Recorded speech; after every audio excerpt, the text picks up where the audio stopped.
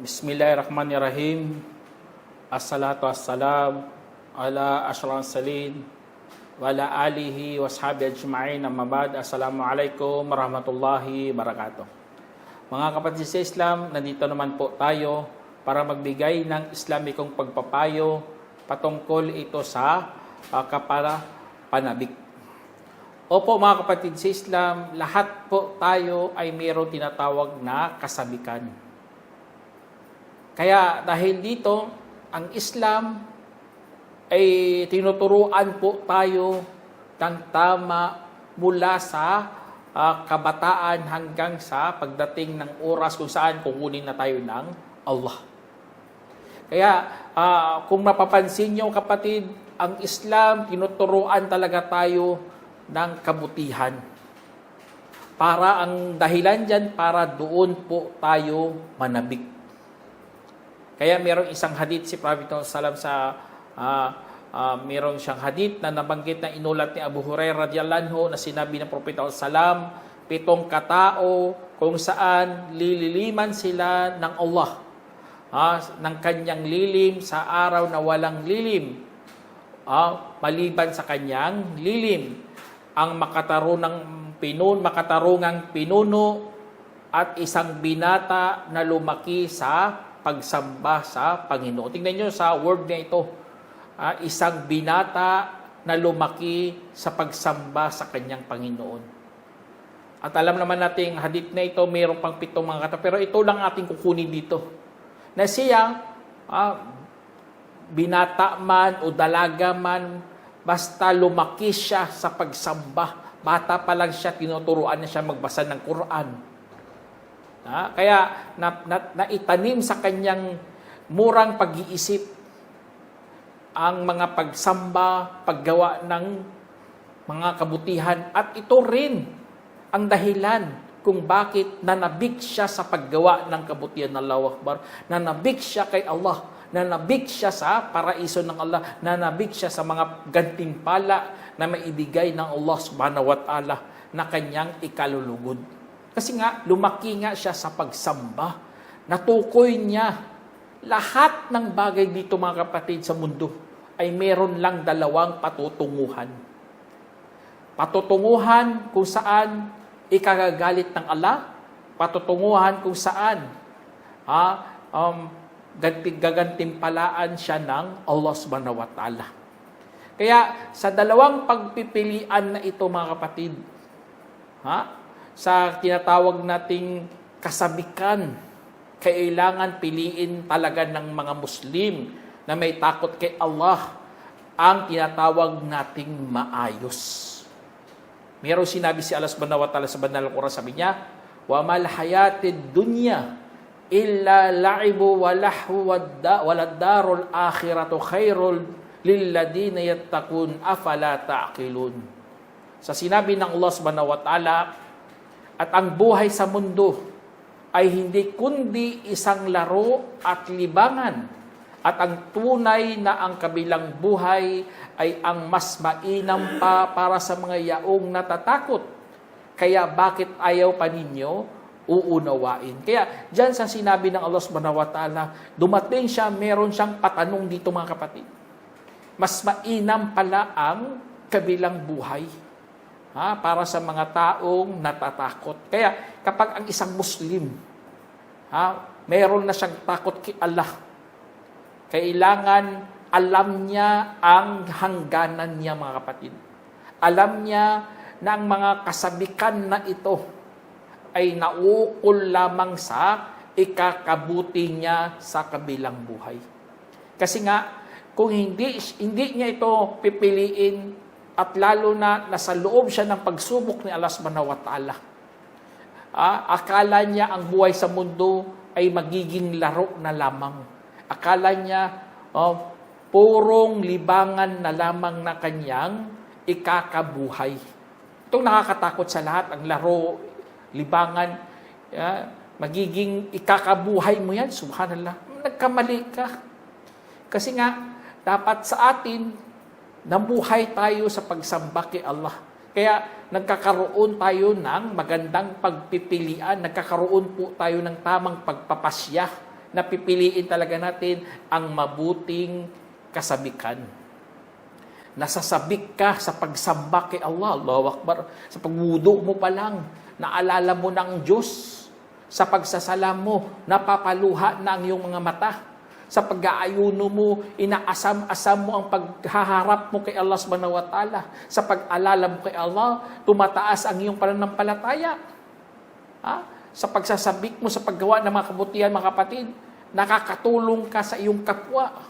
Nakakapagbigay ka ng kawang-gawa. Sa kasabikan mo, sa kaalaman, naaaral mo ang Quran, pati na ang reliyon ng Allah subhanahu wa ta'ala. Kaya, ganun na ganun dapat ang mga mananampalataya, nananabik sila sa pagpasok sa paraiso. Meron ngang isang hadith dito na, man sama Ramadana imanan o ihtasaban, o gufira lahu ma taqaddama min dhanbi. Na inulat ni Abu Hurairah radhiyallahu anhu na sinabi ng mensahero sallallahu alaihi wasallam, ang sino mang nag-ayuno sa Ramadan na may pananampalataya at pag-asam, patawarin sa kanya ang anumang nakalipas mula sa kanyang kasalanan. Isinalaysay ni Bukhari. Kaya dyan sa hadith niya, mga kapatid, mayroon siyang tinutukoy dito, pag-asam. Ibig sabihin, kapag ikaw gumagawa ng mga pagsamba, lalo na to sa buwan ng Ramadan, kailangan haluan mo talaga ng pananabik sa gantimpala ng Allah subhanahu wa ta'ala. Allahu Akbar. Kaya pasalamat tayo sa mga ganitong mga aralin, sa mga pagtuturo ng Allah subhanahu wa ta'ala. Merong kang kasabikan na gusto mong lumapit kay Allah subhanahu wa ta'ala. Kasi nga, kung hindi mo yung gagawin, kapatid, ay talagang mapapahamak ka po. Kasi napapalapit ka sa kapahamakan, inuna mo kasi yun lang ang tamang landas, yun lang ang mabuting na hindi ka mapapahamak. Kung ikaw nananabik ka sa kasamaan, nananabik ka sa pagpukunwari, nananabik ka sa pagtatakwil, a'udzubillah, mapapahamak ka po, kapatid. Tignan nyo, nasubrahan sila, lumabis sila sa buhay sa mundo. Kahit ano na lang kanilang gagawin, gusto nila new experience, bagong karanasan. Ganun ang kanilang pananabik. Naghahanap sila ng mga panibagong karanasan. Halos nasaklaw na nila, pero meron pa rin puwang sa kanilang puso na hindi kayang tugunan, hindi kayang punuin. Ganun ang pagkalikha ng Allah sa puso, at mapapanatag lamang yan sa pag-alala kay Allah. Ala bidhikrillahi tatmainnul qulub. Hindi baga sa pag-alala kay Allah napapanatag ang mga puso. Allahu Akbar. Kaya ganun na ganun, mga kapatid. Kasi tingnan nyo, mayroong nga kwento dito. Ang kwento kung saan nabanggit mismo ng Allah subhanahu wa ta'ala. Ang kwento kina Kabil at kay Habil. Nang sila po ay nagbigay ng handog, nag-alay sila kay Allah. Ang kanilang ginawa ay nagbigay sila ng pagpapalapit kay Allah. Nag-alay sila. At alam na alam nila na merong tatanggapin sa mga alay. Ngunit nagkamali po si Kabil. Ang inalay niya ang mga walang kwenta. Kaya hindi natanggap sa kanya. Tingnan nyo, sa kanyang pananabik na sana tanggapin ng Allah. Pero nagkamali siya sa pag-aalay. Ang kanyang pagkamali, intentionally, mayroon talagang layunin. Kaya tuloy, hindi tinanggap ang kanyang alay. Anong ginawa ni Kabil? Napatay niya si Habil. Subhanallah. Nabanggit mismo to ng Allah sa Quran. Sinabi niya dito, sadyang papatayin kita. Kanyang sinabi, ang tanging tinatanggap ng alay mula lamang sa mga matakot. Tingnan nyo, sa sobrang pananabik pala, kung ang pananabik mo sa paraan na mali, makakapatay ka ng tao. Kaya, ingat talaga mga kapatid, kasi nga sila, sa kanilang mga pananabik, na sobrang gusto nila, bago na naman, na uwi tuloy sa kasalanan. o kaya sa labis na pagnanasa. Parang hinalimbawa sila ng Allah subhanahu wa ta'ala sa Quran. Sinabi ng Allah subhanahu wa ta'ala,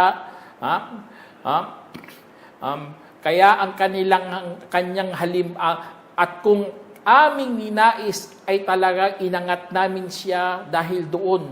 Ngunit nanatili siya sa mundo at sinunod ang kanyang pagnanasa. Kaya ang kanyang halimbawa ay katulad ng aso. Kung bubugawin mo ay lumalawit at kung iiwanan mo ay lumalawit pa rin. Iyon ang halimbawa ng mga mamamayang yaong pinabulaanan ang aming mga tanda. Kaya ikwento mo ang mga kwento, baka sakali sila'y magmuni-muni. Sa 7 verse 176. Kaya dyan sa sinabi ng Allah, napakatindi talaga ng paghahambing na parang asong naglalawit. Ganon yan sila.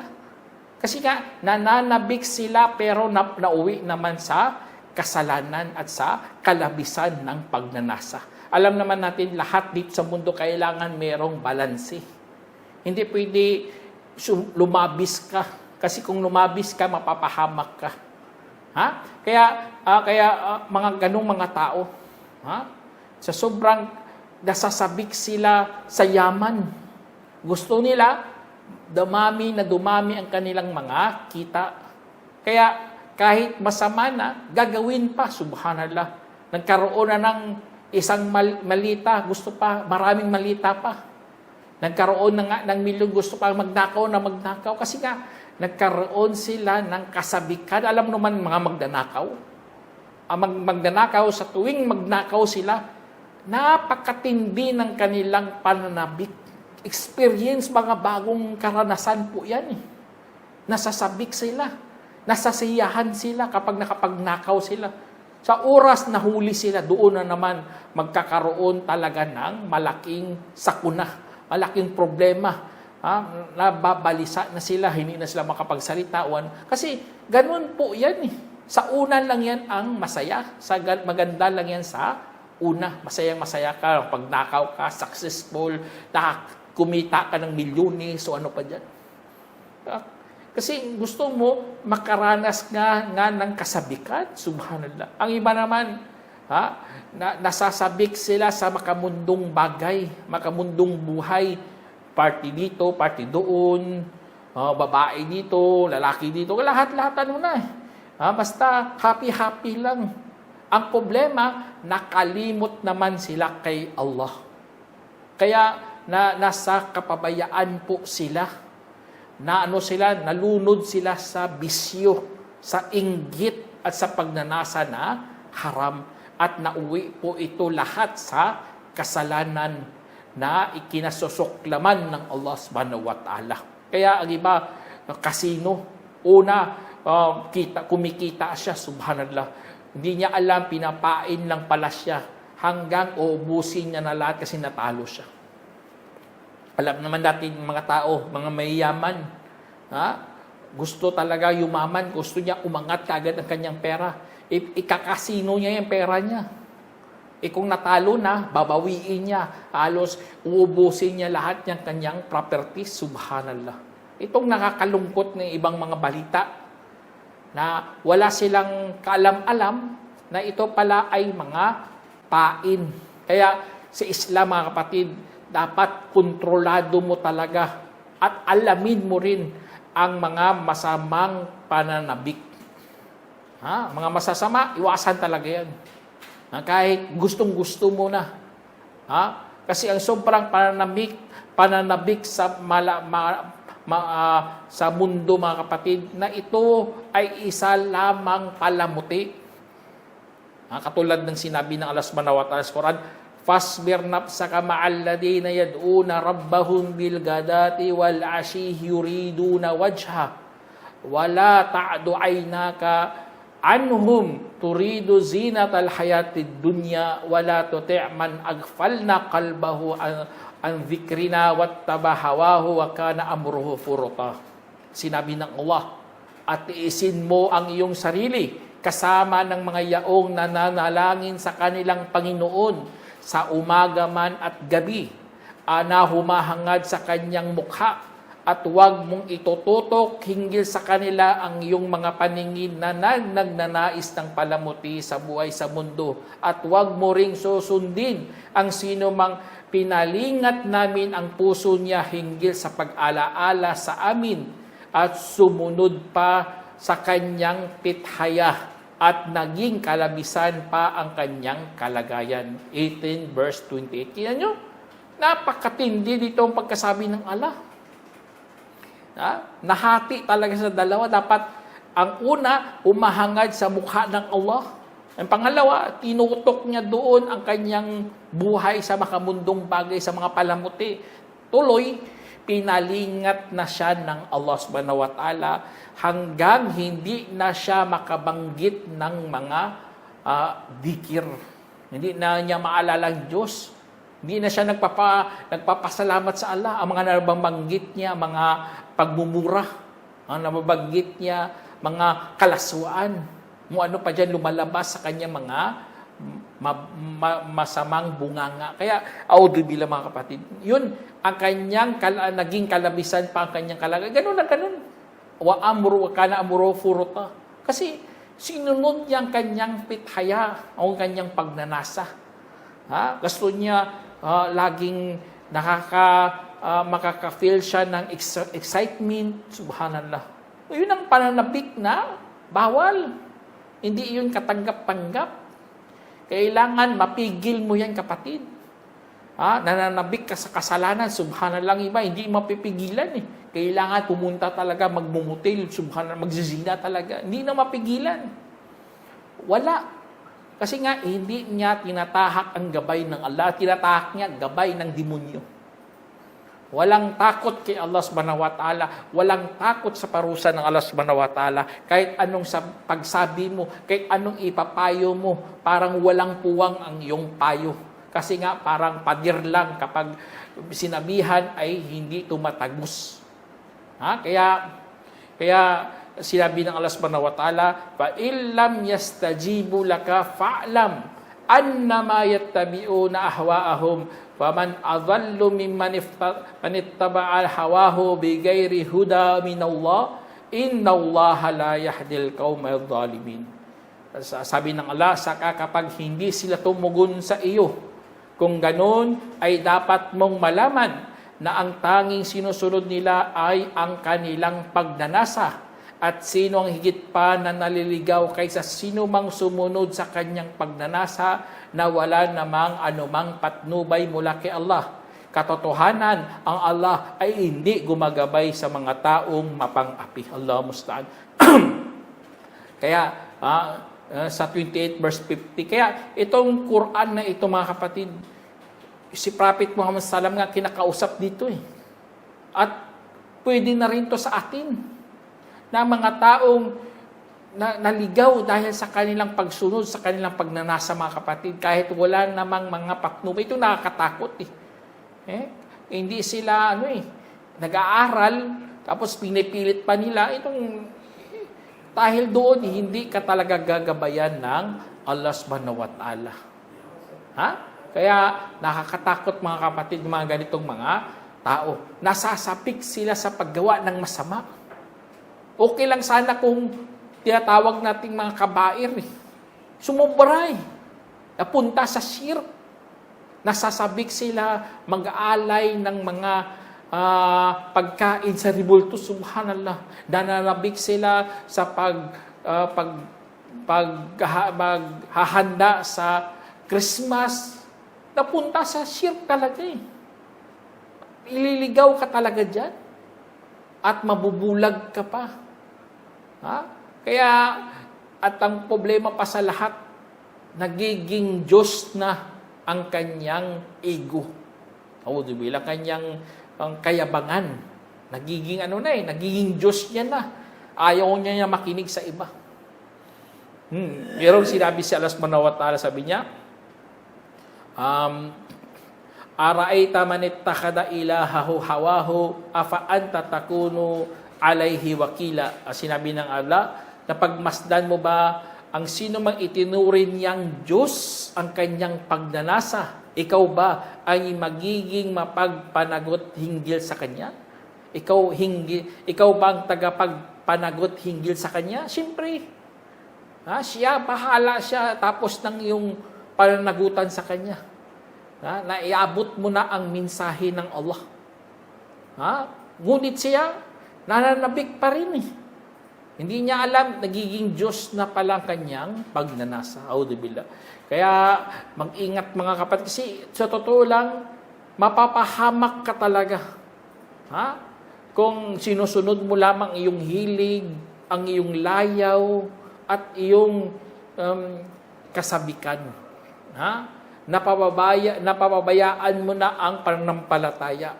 Halos nagdududa ka na, halos nalito ka na, halos nag-aalinlangan ka na.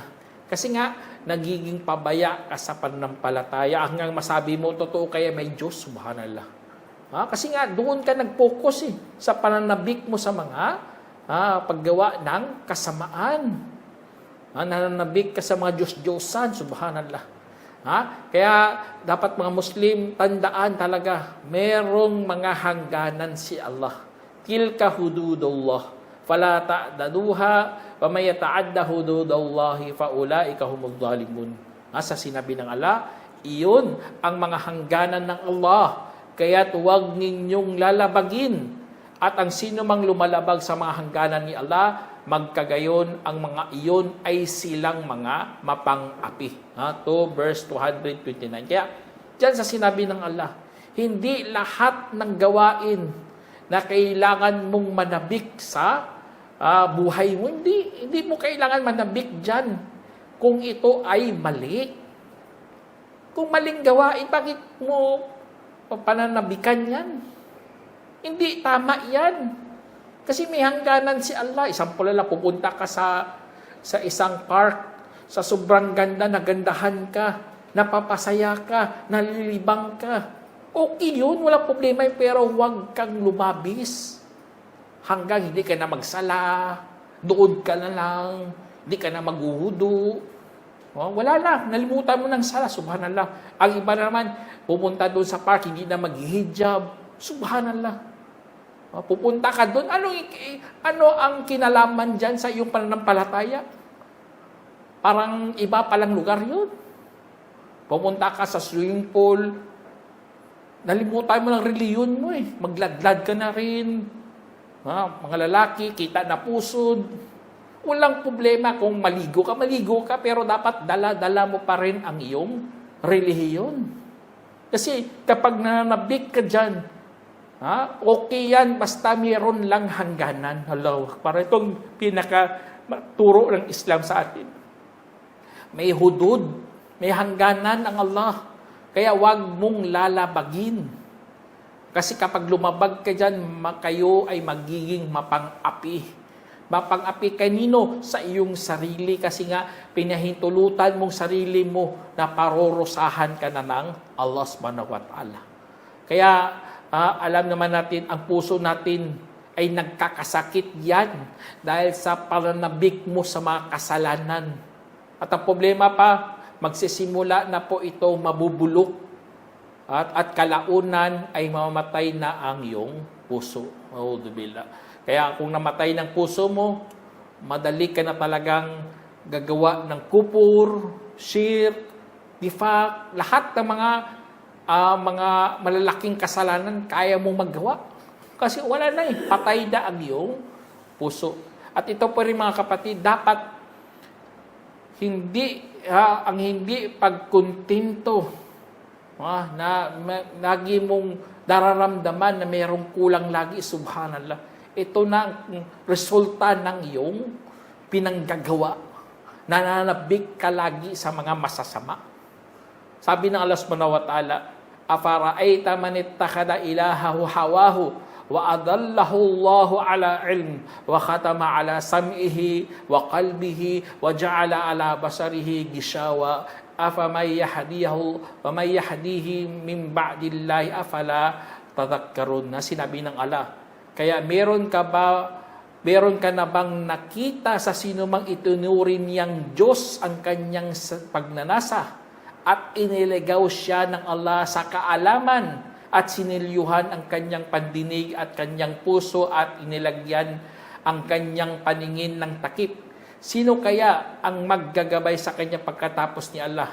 Bakit kaya ayaw pa ninyo alalahanin? 45 verse 23. Kaya dyan sa sinabi ng Allah, mga kapatid, yun ang nangyari sa kanya, wala na siyang kontento. Kailangan, may pakiramdam siya laging kulang. Kasi nga, ginawa niya ng Diyos ang kanyang pagnanasa. Ito nakakatakot. Tingnan nyo, mayaman naman. Pero, kulang pa rin eh. Parang walang silbat kanyang yaman. Dahil pang utang. Ang gagawa. Pero kung sa mga layaw niya, sa mga lakad niya, gagastos siya. Pero hihingan mo para sa Islam, wala. Audibillah. Kasi nga, yun nga nangyari sa kanya. Kasi paggawa sa Islam, wala namang excitement dyan eh. Hindi naman ako nananabik dyan eh, subhanallah. Pero kung gagastos sa mga sinihan, sa mga lakarin, mga travel, gagastos ng malaki. Kasi nga, nasasabik siya sa paggawa ng mga ganito. Wala. Kasi mga pagsamba, hindi siya nasasabik. Kaya, ang iba na naman, naiinggit sila kapatid. Naiinggit sila sa iba. Kasi nga, pinagsasabikan niya ang hindi sa kanya. Itong nakakatakot sa lahat. Kasi nga, bakit mo aangkinin na hindi naman sa'yo? Bakit mo pagsasabikan ang hindi sa'yo? Kaya tuloy, natamaan ka ng inggit. Meron nga sinabi si Allah subhanahu wa ta'ala sa Quran, "Malahum nasibum minal mulki fa idza la yu'tunan nasa nakira am yahsadunan nasa alama atahumullahu min fadlihi faqad atayna ala Ibrahim al-kitaba wal hikmata wa ataynahum mulkan azima." Sinabi ng Allah, o mapasa kanila ba ang kabahagi mula sa kaharian kung ngayon ay hindi na sila magbibigay sa mga tao kahit isang nakir ng datilis? O naiinggit lang ba sila sa mga tao sa anumang ipinagkaloob ng Allah sa kanila mula sa kanyang kabutihang loob? Talagang binigyan namin ang pamilya ni Ibrahim ng kasulatan at karunungan at binigyan namin sila ng matinding kaharian. 45 verse 23. Kaya dyan sa sinabi ng Allah, mga kapatid, napakatindi talaga to. Na may mga tao pala na naiinggit sila. Kasi nga nananabik sila na hindi naman sa'yo. Kaya sa Islam, mga kapatid, layuan nyo ng inggit na yan. Huwag mong pagsabikan, huwag mong pag-interesahan ang hindi sa'yo. Sa'yo. Sa kanya yun. Bakit mo pinagsasabikan mo yan? Alam mo naman na hindi sa'yo yan. Kaya, gagawa ka lang ng mga mali para makuha mo ang iyong gusto. Yun ang gusto mo ba mangyari? Gagawa ka ng mali. Sample lang, mayaman si brother. Ang gagawin mo, magnakaw ka para maging katulad ka rin na mayaman. Subhanallah. Dapat maging kontento ka. Kaya, yun ang isa sa mga pananabik sa kasamaan. Ang pangontra dyan, maging kontento ka sa mga biyaya ng Allah subhanahu wa ta'ala. Kasi kung hindi mo yung gagawin, ay talagang mapapahamak ka lang ng iyong pagnanasa. Kaya, alam naman natin, mayroong hadith si Prophet Salam, "Huffatil jannatu bil makari, wa huffatin naro bi syahawat." Sinabi sa inulat ni Anas bin Malik radhiyallahu anhu, na sinabi namin sa Rasulullah sallallahu alaihi wasallam, pinaikutan ang paraiso ng mga hindi kanais-nais at pinaikutan ang impyerno ng mga pagnanasa. Isinalaysay ni Muslim. Kaya, dyan sa mga kapatid, ang kasabikan, alam naman natin mga pagsubok pala yan ng Allah. Kaya kailangan piliin ng maayos at pigilan mo rin minsan. Kasi kung hindi mo pipigilan, ay mapapaso lamang iyong kamay. At ikaw ay mapahamak ka. Kaya matutok ka maging kontento sa mga biyaya ng Allah kaysa manabik ka sa mundo. Merong ang hadith na inulat ni Abu Hurairah radhiyallahu anhu na sinabi ng mensahero sallallahu alaihi wasallam, Tumingin kayo sa sino bang mas nakakababa sa inyo at huwag kayong titingin sa sino mang mas nakakataas sa inyo sapagkat ito ay mas lalong makakabuti upang hindi ninyo mamaliitin ang mga pagpapala ng Allah sa inyo. Allahu Akbar. Kaya isinalaysay ni Muslim. Kaya ito mga pagpapala ng Allah subhanahu wa ta'ala, mga kapatid, magkakaroon talaga tayo ng kapayapaan sa puso. Mawawala sa atin ang sobrang o kaya labis na pananampalataya. O kaya magiging makuntinto ka sa buhay sa mundo. Kasi nga, kailanman, tandaan natin ang puso ng tao, mga kapatid, ay hindi kailanman mapupuno ng mundo. Kahit lahat makuha mo pa rin, kulang pa rin yan. Sana meron kayo napulot ang aral, mga kapatid. Hanggang dito na lang. Assalamualaikum warahmatullahi wabarakatuh. جمعية الدعوة نور، الدعوة للجميع.